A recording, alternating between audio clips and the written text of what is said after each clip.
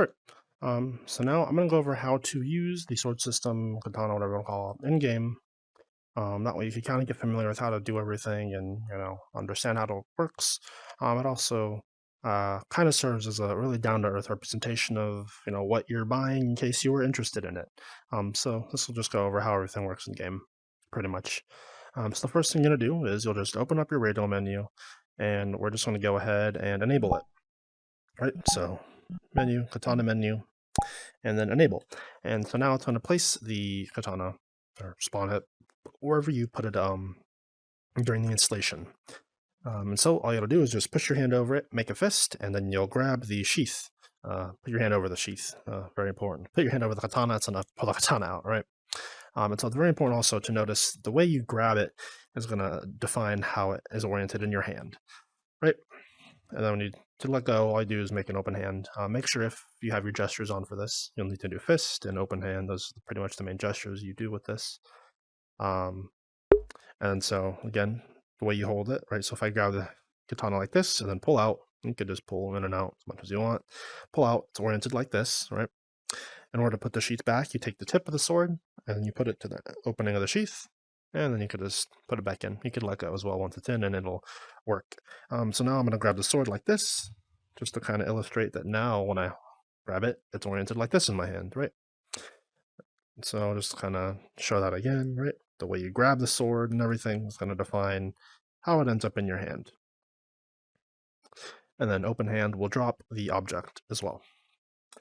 So the next thing we have on our menu is going to be right slash and hue shift. In order for those to actually do anything, you're going to want to press the slash effects option. And so now this is it just determines the color of the effect, right? So if I did white slash here, now that'll be white. If I turn it off, now it's going to resort down to hue shift, and you could change the color however you want. If you turn on aura, it's going to do a little smoky trail. Cool, right? Ooh. Cool little smoky trail. And hue shift, right? It'll change the color of that as well. And then there's also another option in your menu called trail. And so this is going to turn on like a little effect. It'll do an effect when it hits something in a world, like a collider, like for a prop, or a wall, or the floor, or something like that, right? So it'll do a little sparky trail whenever you're colliding with something. The next option in the menu is going to be the PvP, right? So this is trail, now I have PvP.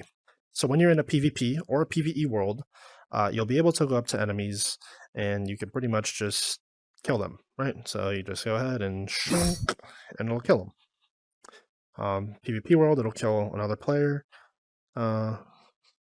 Pretty straightforward. Another thing it does though is it also enables world collision. So you could interact with the world a bit more, different props and stuff. So if you grab an object and you drop it and it falls and stuff, you could actually take the weapon and you could just hit it and it'll move that object, right? Same thing over here. So it'll actually move objects, and other players will be able to see that as well. So it's pretty cool. A lot of interaction with the world, other players, games. Where's my camera? Here we go. I'm gonna grab this. And then the next thing that is in the menu, you would have saw it, would be index gestures. So if you have index controllers, I have to go back here. So if you have index controllers, I don't have them, right? But you could do your little finger rolls and stuff like that. If you enable it, it'll actually do a gesture. So it'll make your hand do this gesture when the sword or the sheath is in your hand, right? And then once you let go, you can do all your individual fingers and stuff like that again. The last thing that there is pretty much just how to get other players to use it, right? It's pretty straightforward again, right? All they have to do is grab the handle, right? Fucking big whoop. I'll play a clip real quick that kind of goes over that right here. You don't have to do anything. Just other players could just come in and grab the handle however they want, and then they can slice it around.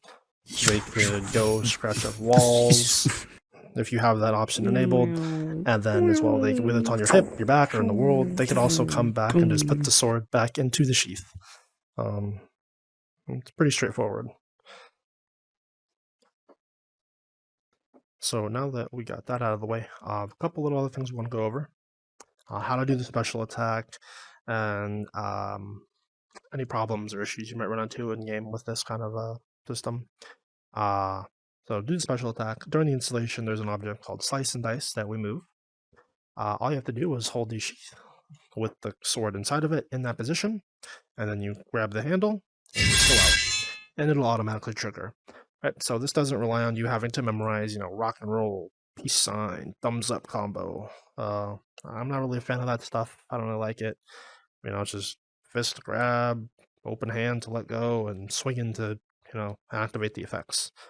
And that, you hold it there, pull out, and it works with PvP and PvE worlds as well. Speaking of PvP, when you have PvP enabled, when you hit someone with a sword, if they have the VR Labs Ragdoll system on their avatar, it will trigger that as well.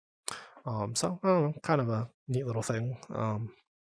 If you find someone in the world that has that in their avatar. Issues now.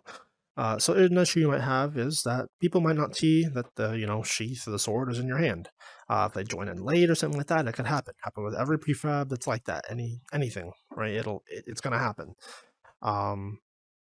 If it does happen to you, all you gotta do is you just grab it, just let go, and then grab it again.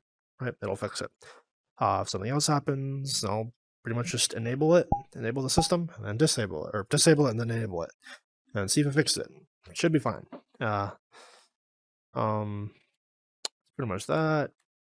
So, when you're grabbing the sheath or the handle, you should be, mindful, because, the way you're grabbing it will decide its orientation in your hand. Be mindful of how you grab it, right? So, you should intentionally be grabbing it how you would in real life, I guess. You don't have to be that careful, right? You could go pretty fast, and once you get a hang of it, like how to position your hand, it's pretty easy. Just a little like 5 minutes of practice, not even 5 minutes, like 2 minutes, you get used to it. But that's just something to be aware of. But other than that, I think that's all I have. If you run into any other issues or you have questions or something, you could just message me on Discord. It's in the product page as well as in the README file. And you could, that's pretty much it.